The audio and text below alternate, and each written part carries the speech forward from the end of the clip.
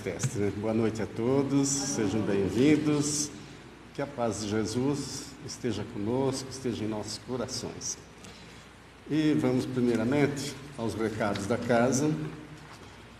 Então, primeiro, o objetivo desse núcleo, o objetivo principal, então, é o estudo e a prática dos ensinos de Jesus, os ensinos da doutrina, né? Que é o carro-chefe desta casa. Jesus é que cura nosso corpo, cura nossa alma, e nas horas boas, nossa gratidão a Ele. Nas horas difíceis, nossa fé, nosso pedido com amor, né? E vamos ressaltar também a necessidade de frequência neste núcleo, esquecendo um pouco do comodismo, das lives, foram úteis no passado. Mas hoje, para aqueles que podem frequentar, a orientação da espiritualidade é que a gente esteja presente, porque as vibrações, Ele escolhe aqui entre nós, das nossas preces, nossas doações de fluidos, e levam para assistir onde haja maior necessidade, né?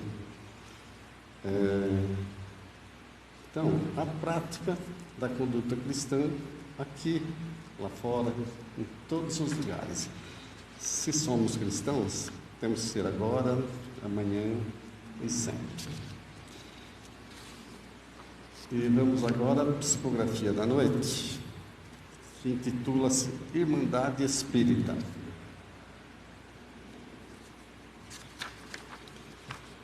Então, o comunicante espiritual nos diz o seguinte: Irmandade Espírita.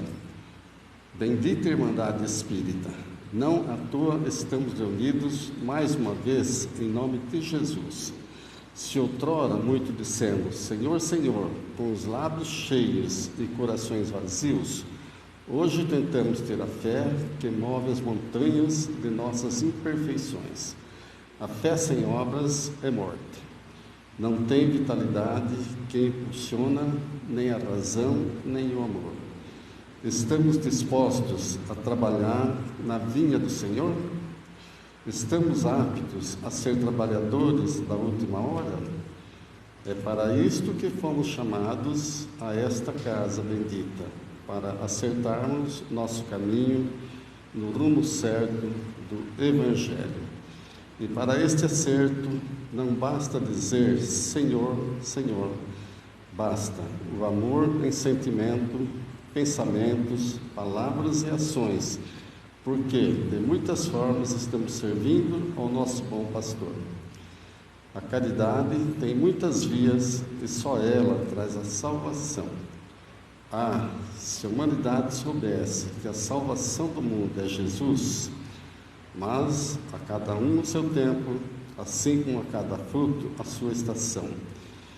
Na natureza, tudo amadurece à sua época, e o coração humano é o fruto predileto do Senhor. Na convicção de que tudo progride, jamais deixemos de semear, assim como a parábola do bom semeador, que nunca desistiu de ver no ser humano um ser irmão em Cristo. Por mais palavras sejam jogadas ao vento, as sementes se assentam, tomam o aconchego no coração e um dia eclodem para germinar, crescer e progredir. É assim o caminho do cristão, árduo, paciencioso, mas pródigo em oportunidades de nos assemelharmos a Cristo. E como assumimos sermos os trabalhadores da última hora, temos sempre a esperança dos últimos que serão os primeiros. Esta mensagem foi recebida no dia 22 de outubro de 2023, este ano.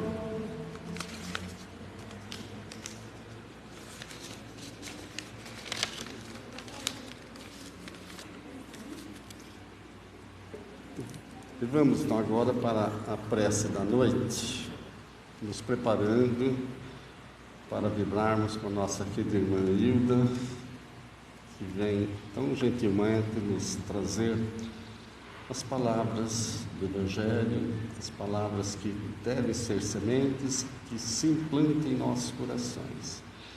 Mestre Jesus, Ilumina, Senhor, a mente e o coração de cada um de nós, a boa vontade, para que possamos beber nessa fonte sublime do vosso amor, dos vossos ensinos, do ensino dos superiores, benfeitores que tutelam a nossa caminhada. Esteja conosco, inspire nossa querida irmã Hilda, que juntos possamos estar no mesmo caminho, como nos pediu o mentor desta casa, o irmão João de Deus. Que assim seja, com a graça de Deus.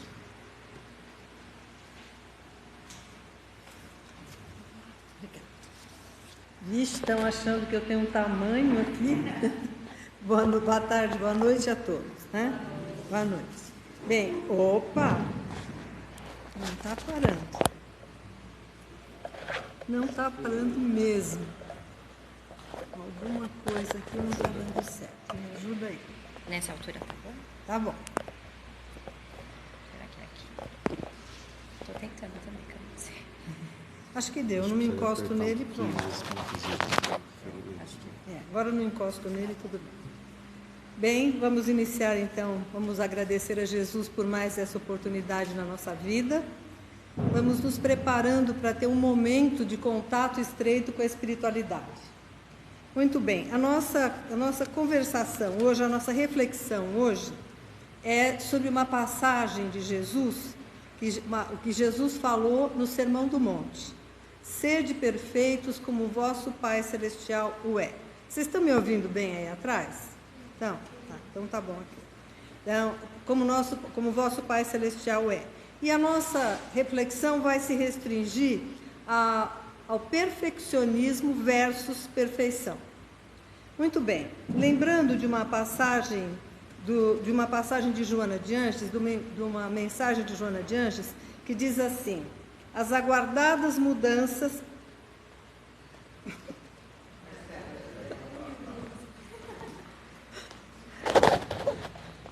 Você está passando lá, senão eu falava no gogó mesmo.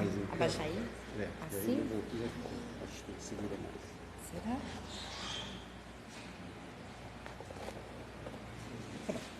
Tomara que sim. Bom, ela diz o seguinte, sobre o mundo de regeneração. Nós estamos às portas do mundo de regeneração e ela diz assim: as aguardadas mudanças que se vêm operando, que vêm acontecendo, trazem ainda uma não valorizada contribuição, que nós saibamos que é a erradicação do sofrimento nas paisagens espirituais da Terra. Muito bem. Nós estamos aqui vivendo esse momento de transição planetária, no caminho para o mundo de regeneração, mas ainda estamos vivendo no mundo de expiações e provas, né? Mas ela dá para nós aqui, eu acho que uma das grandes colocações da Joana, e que nos dá assim uma tranquilidade muito grande interior, é que... Você não quer segurar na mão? Segurar na mão. Acho que é melhor segurar na mão. Tá bom, então vamos segurar na mão. Só preciso segurar um pouco mais longe, porque a minha voz ressoa muito. Então, nós estamos... Quando foi começado a falar pela espiritualidade sobre a transição planetária, nós começamos a ficar com medo, né? O mundo ficou com medo do fim do mundo. E essa fala da Joana é uma fala de muita esperança, porque ela diz, né, que nós ainda não valorizamos essa contribuição, que é a erradicação do sofrimento das paisagens espirituais da Terra. A terra de regeneração, na terra de regeneração, não vai haver mais o sofrimento como existe aqui, né? Então, nós estamos a caminho.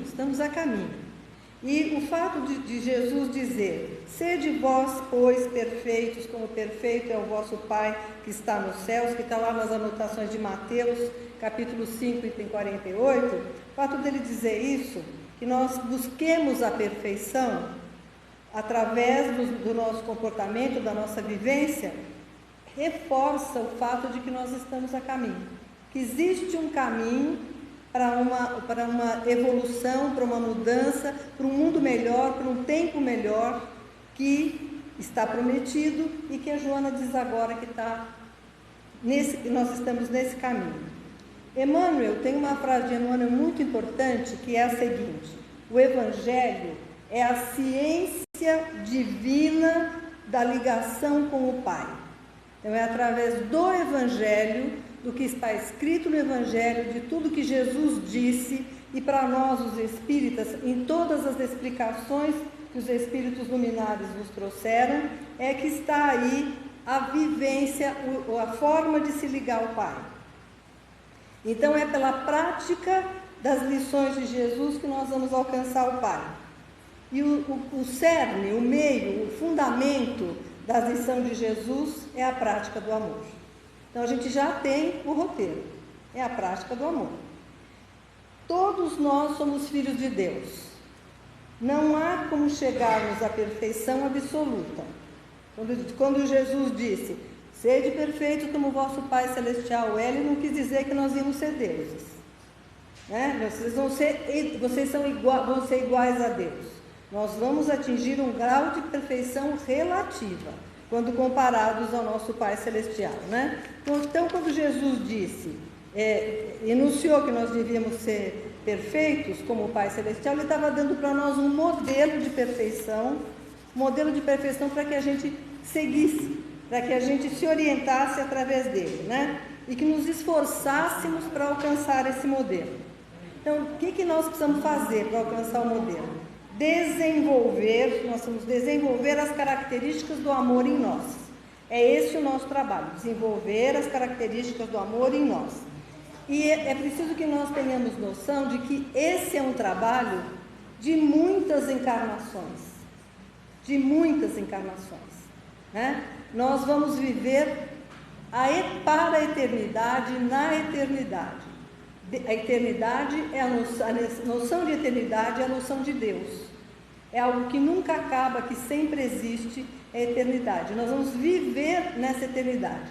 Quando eu comecei a fazer um curso de psicologia, eu pensava assim, né? Nossa, mas por que eternidade? É tanto tempo, né? Tanto tempo. Quando eu comecei a fazer o curso de psicologia, que a gente começa a estudar a mente humana, aí você fala, tem que ter eternidade. Que é muita coisa para a gente aprender e desenvolver, né? Desenvolver essas características, então, é um trabalho de muitas encarnações. E para alcançá-la, é preciso ir aos poucos. Não pode ter pressa. Antes, o que precisa fazer antes? Antes de iniciar, antes de se colocar nessa rota, é preciso reconhecer a necessidade de mudança em nós. Se nós não olharmos para nós, se nós não voltarmos para dentro de nós mesmos e encontrarmos o que é preciso mudar em nós, não vai ser possível realizar essa tarefa. Veja bem, vou fazer uma pergunta para vocês. Vocês têm alguém que vocês precisam perdoar? Só 2 balançaram a cabeça? Não acredito. Olha, estudando a Louise Hay há muito tempo atrás, ela diz assim, vou dar para vocês um exercício de perdão.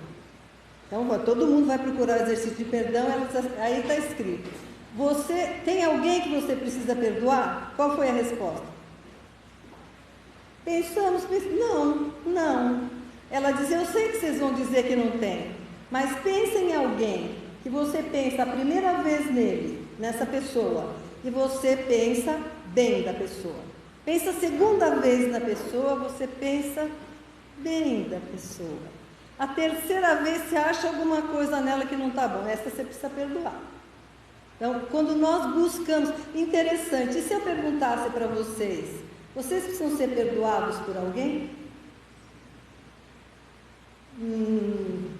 Será? Temos sim, né? O Haroldo Dutra Dias diz que os espíritas nunca pensam nessa possibilidade de que precisam ser perdoados. Né? A gente acha que está fazendo bem, está estudando, está trabalhando, está fazendo uma porção de coisas de gente que a gente não precisa ser perdoado.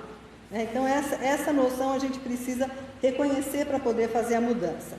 Primeiro, a gente tem que conhecer os modelos do comportamento valoroso. Qual é o comportamento dos espíritos superiores? Precisamos conhecer o modelo desse comportamento. estudar o modelo, exercitar-se, até que essas características passem a fazer parte de nós, que elas já sejam vividas por nós todos os dias. Aí, então, a gente já entronizou essa. Mas são milhares.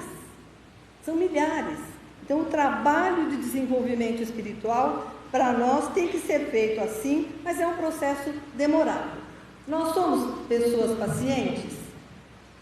Tem alguém aqui que é impaciente? Acho que não tem ninguém paciente na Terra, né? Se é paciente em algumas ocasiões, é impaciente em outras. Então, veja bem, e lembra de um ditado antigo, não sei se os mais novos vão lembrar, mas era assim: quem é apressado come cru. E a gente é tão apressado, né? Nós começamos um trabalho de modificação interior e já queremos logo estar prontos. Fala, não, agora eu já consigo fazer isso. Então, essa ideia, essa pressa que nós temos, precisa ser controlada, porque é um processo muito profundo, esse processo de mudança. É um processo demorado mesmo, né? Veja bem, vamos nos lembrar daquela passagem do livro Paulo e Estevão, em que Paulo está à frente de Estevão e senta uma bofetada no Estevão, e diz o Emmanuel que o Estevão inicialmente teve o ímpeto de revidar, mas aí ele, nesse ímpeto de revidar, ele foi pensando e sentindo, e como ele convivia com Jesus, né, conviveu ali com os apóstolos, não conviveu com Jesus, mas direto com o Evangelho, ele simplesmente pensou o seguinte: não, ele não conhece o Evangelho, mas eu sim, e não revidou.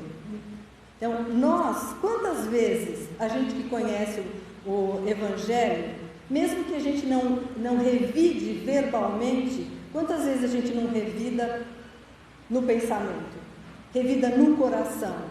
Quantas vezes nós passamos dias e dias nos martirizando por um acontecimento, por uma falha de alguém conosco? Então, é esta mudança que a gente precisa começar a fazer. Por quê? Porque quem é apressado come cru, né? Com pressa, nós atropelamos, nos enganamos, imaginando resultados em nós que nós ainda não alcançamos. Tudo que é feito muito depressa carece de qualidade. Então, para ter realmente uma atitude, uma mudança de qualidade, é preciso tempo.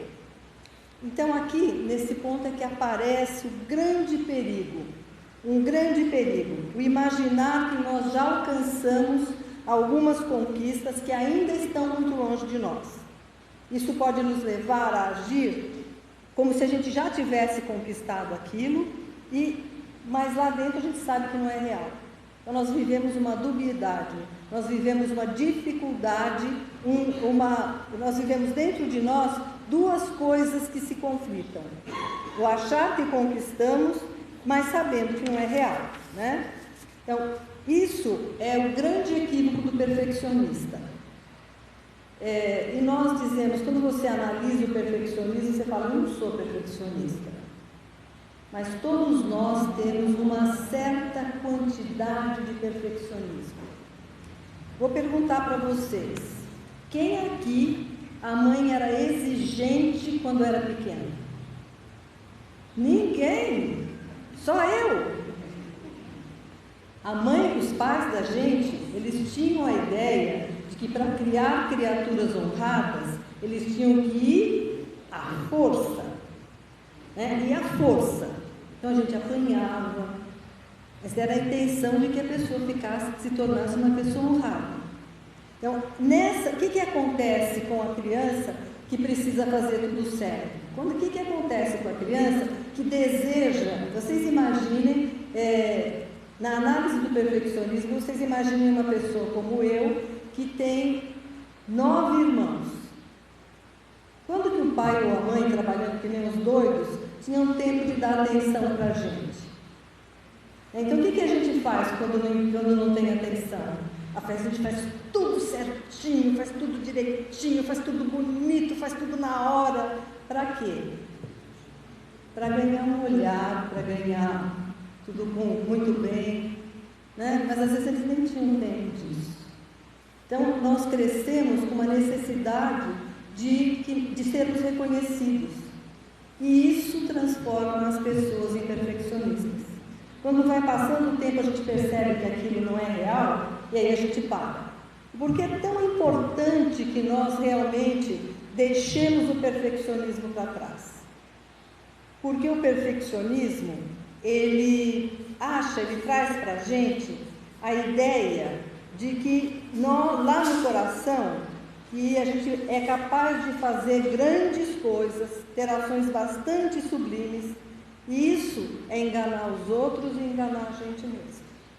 Então, quando qual é a característica do perfeccionista, né? Ele é vaidoso. Ele é vaidoso e ao mesmo tempo é inseguro. E se ele fosse seguro, ele faria o que ele faz e pronto. Ou ele é vaidoso por quê? Porque ele quer demonstrar que ele é especial. Então, nesse ponto, né, nós temos que tomar muito cuidado de não fazermos como os perfeccionistas, que eles se apresentam como se, às outras pessoas, como se eles fossem grandes conhecedores da verdade, grandes conhecedores do espiritismo, grandes conhecedores do evangelho, grandes conhecedores da vida. E, na verdade, isso é só uma fachada, é uma coisa que eles colocaram em si para impressionar as outras pessoas. E por que eles fazem isso? Porque essa necessidade de demonstrar superioridade. Porque eles imaginam que não podem errar. Que se eles errarem, as pessoas não vão mais gostar deles. Se eles errarem, eles não vão ser reconhecidos no trabalho. Se eles não tiverem uma atitude dessas, de demonstrar uma coisa além do que eles são, as pessoas ao redor não vão gostar deles. Eles não serão pessoas que serão reconhecidas. Então, por isso é que eles têm essa necessidade. Isso é uma coisa muito ruim, porque quando a pessoa age sem ser, ela tem que tomar conta o tempo inteiro de se ela está agindo como ela quer demonstrar. Né? Ela fica acuada naquele sentimento, naquela postura que não é real. Agora, quando você é você mesmo e já entendeu o processo, nada disso te afeta. Por que eles imaginam? Eles imaginam que errar é uma maneira, cometer um erro é uma maneira de mostrar que é inferior. É uma maneira de demonstrar que não sabe. Então, quando na verdade, gente, o erro nada mais é do que um processo pedagógico. É um processo de aprendizado. Você erra, descobre que não deu certo. Imagine que vocês estivessem vindo para cá das suas casas e tivessem que chegar aqui no horário. Aí vocês tomam um caminho, de repente vocês tomam um caminho que não é o caminho certo. O que vocês vão fazer? Vão para casa, vão embora? Não, vocês vão voltar no ponto inicial e tomar de novo o caminho para ver. Hoje em dia não precisa, né? Tem GPS. Mas você vai tomar o caminho para chegar de novo onde vocês queriam. Esse é o processo de aprendizado. O erro só nos leva a reconhecer que aquele não é o resultado esperado. Então a gente fica munido de uma nova oportunidade de conquistar aquilo que nós desejamos. O Thomas Edison estava tentando descobrir a luz elétrica e fazendo uma série de experiências. Quando chegou na experiência de número 700 e não deu certo, o assistente dele falou para ele: vamos desistir, esse negócio de luz elétrica não existe. Ele falou: não, de jeito nenhum, eu estou 700 vezes mais perto do resultado. Então é isso que nós temos que entronizar. Nós vamos errar várias vezes. Mas o que significa o erro? É uma fonte de virtude.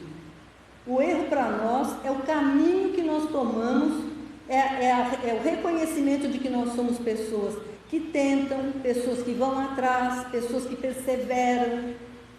Então o erro é o caminho para descobrir o que é correto e o que é melhor. Então, nós não somos analisados apenas pela medida dos nossos acertos. Nós somos, sim, analisados pelo conteúdo geral da nossa pessoa, das nossas ações, da nossa vida. Nós somos aprendizes. Vai demorar para chegar na perfeição. Então, é feio dizer que não sabe? Fica ruim se a outra pessoa descobrir que a gente não consegue fazer aquilo? De jeito nenhum, porque a maioria das pessoas não consegue. Está todo mundo aprendendo ainda. Então, quando nós pensamos isso, está todo mundo aprendendo ainda. E considerar que quais são os caminhos, o que pode ajudar a gente? Essas ações da conquista do bem, elas devem agir no bem, né? Servir a Deus, servir aos nossos irmãos e agir no bem. Então, esse agir no bem está alicerçado onde? Deve estar alicerçado na humildade, na caridade. A caridade contém todas as virtudes resumidas nela. E na amorosidade. A gente sabe, usa de caridade, de amorosidade, de humildade. Se nós reconhecermos quem somos e sabermos que ainda estamos longe da perfeição que a gente almeja, o que é que vai acontecer conosco? Nós vamos aprender um dos maiores desenvolvimentos do ser humano, uma das maiores das virtudes, que é a humildade. Então, nós estamos o tempo todo recebendo de Deus a oportunidade de ampliar-nos como espíritos eternos.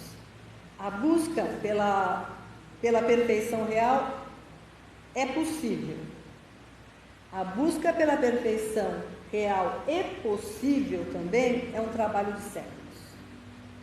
Não adianta querer fazer só hoje, achar que amanhã está pronto, porque não vai, né? Nós ainda estamos num planeta de expiações e provas. Nós estamos na beiradinha já do planeta de regeneração, mas ainda na expiação e prova. E aí, o que acontece? É essa postura de estamos aqui ainda, que precisamos desenvolver diante dos desafios de atitudes das pessoas conosco. A atitude de amorosidade, o reconhecimento que nós estamos em desenvolvimento, e estamos todos em desenvolvimento. Que é muito bonito falar, é muito bonito refletir sobre tudo isso, mas na hora do vamos ver ali, o negócio é bem mais difícil, né? Bem mais difícil. E o que a gente pode fazer? Vai precisar de treino. Mas uma coisa muito boa é nós lembrarmos que Jesus disse que nós devíamos fazer aos outros o que gostaríamos que nos fosse feito. Então, se nós gostaríamos de ter sobre nós um olhar caridoso, um olhar compassivo, um olhar de aceitação, um olhar de aprovação, usemos isso na direção das outras pessoas.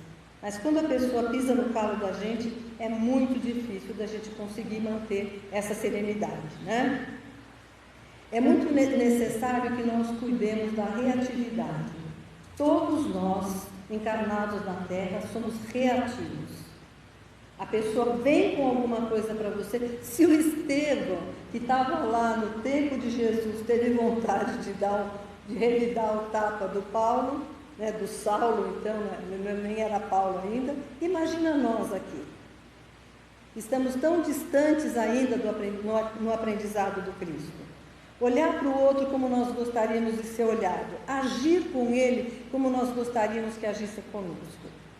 E na hora da dificuldade, porque nós vamos enfrentar dificuldades, porque as dificuldades são as bênçãos divinas para o nosso crescimento, porque só vivendo ali na carne é que a gente entroniza, não é? É só nesse momento que a gente entroniza o aprendizado. Então, nessa dificuldade, o que fazer? Buscar o equilíbrio. Como é que a gente busca o equilíbrio? Equilíbrio é uma coisa difícil, hein, gente? Equilíbrio é coisa de espírito superior. Mas manter o equilíbrio que nós podemos manter, como é que a gente consegue? Você teve lá uma dissidência com alguém, você tem um familiar difícil que toda hora está te colocando à prova. Se você está vivendo isso, é hora de fazer a sua prece de ligação com Deus. É orar, é abrir o Evangelho ao acaso, buscando de Jesus uma resposta para a nossa dor. Eu me lembro que há muitos anos atrás eu vi um problema muito grande no grupo espiritual que eu trabalhava. E eu era muito jovem, então eu tive assim, o ímpeto de nunca mais voltar lá. E chorei muito. Quando eu estava em casa, eu peguei o livro Coragem, abri o livro e estava lá um texto, que agora eu não me lembro, mas acho que é da Meimei. E a frase inicial era: esmorecer nunca. Esmorecer nunca. Diante da pior das provações, esmorecer nunca. Tudo é luz, tudo é motivo para criar luz em nós. Deus sabe das nossas condições e Ele nos suporta na hora que nós precisamos. É também a hora de gritar pelo anjo guardião, né? Afinal, ele está aqui para guardar, não está? A gente dá um berro para ele, vem aqui, socorre aqui, né? É a hora de acerenar-se. Acerenar-se. Meditar nas expressões do amor. Lá no capítulo 11 do Evangelho segundo o Espiritismo, se eu não me engano, no item 8, Fénelon, no Espírito Iluminado, diz assim: todos vós tendes em vosso coração o fogo sagrado do momento da criação. Eu gosto de chamar o fogo sagrado de centelha divina. Ele diz que está aqui no nosso peito, com todas as potencialidades da perfeição. Olha, veja bem, você, o que você põe no feijão? Como é que você... Bom, o feijão dela é feito de um jeito, não é? O meu feijão é feito de outro. Posso dizer que o feijão dela é mais gostoso que o meu é mais gostoso que o dela? Não, mas se vocês forem comer o feijão dela, sabendo disso, e forem provar o meu, vocês vão saber qual é o meu? Ele não vai ter bacon nem linguiça, certo? Então, nós emprestamos às nossas criações a nossa particularidade, não é? E assim foi no momento da criação. Deus nos criou com um pedacinho dele. Nesse pedacinho de fogo sagrado, todas as potencialidades da perfeição, Ele botou aqui dentro de nós. Eu vou pedir a vocês que agora, vocês fechem os olhos, para que nós façamos uma pequenina meditação de equilíbrio interior, para que vocês repitam em casa. Então vamos lá. Pense no seu coração, pense onde está o seu coração. Dentro do seu peito, está aí o seu coração, sente o seu coração. Respire, levando a energia para o seu coração. Inspira no coração, relaxa o coração. É aí que estão as potencialidades da perfeição. Você pode fazer essas potencialidades crescer nesse momento em que você se liga a Jesus através dessa meditação. Então vamos lá. Vamos ampliar algumas dessas características. Pense e sinta a bondade. Sente a bondade no seu coração. Você sabe como é a bondade. Você já se sentiu bom. Você já fez coisas boas. Então pensa na bondade. Deixa a bondade tomar conta do seu coração. Pense na generosidade que vem com a bondade. Pense na generosidade. E nesse momento, torne-se gentil.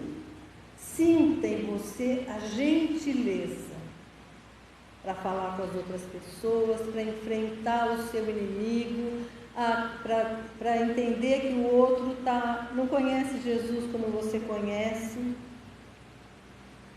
Aprecie essas dádivas divinas. Agora, aprecie aí dentro do seu coração todas as dádivas que Deus já te deu. Sinta a alegria de ter recebido essas dádivas. Sinta a alegria tomando conta de você. Maria de Nazaré, no livro Maria de Nazaré, que foi escrito pelo Miramês, ela diz: todos vós precisais desenvolver em vós uma das grandes características do amor divino, que é a alegria. Sinta a alegria, deixe a alegria tomar conta de você. Agora, sinta a gratidão por todas as bênçãos. Sinta a gratidão por esse momento. E sinta que essa chama divina se amplia dentro do seu coração. E tente buscar, todas as vezes que você precisar, o amparo de Jesus. Porque Ele está sempre conosco. Ele é o nosso pastor, Ele está sempre conosco. Voltem agora a sua atenção novamente para cá, para a realidade do momento agora. Vamos encerrar a nossa conversa nesta tarde lembrando uma passagem de Paulo, em que ele diz assim: dos servidores do Pai, sei que sou o menor, mas com a graça de Deus já sou o que sou. Olhemos para nós como aqueles que, com a graça de Deus, já somos o que somos. Já conquistamos o que conquistamos. Estamos aqui hoje para continuar esta conquista. Continuemos, sim, o exercício constante de fazer luz em nós. E que Deus nos dê força, que Deus nos dê compreensão, que Deus nos dê coragem para que nós possamos, amanhã, estar bem melhores do que estamos agora. Jesus nos abençoe a todos.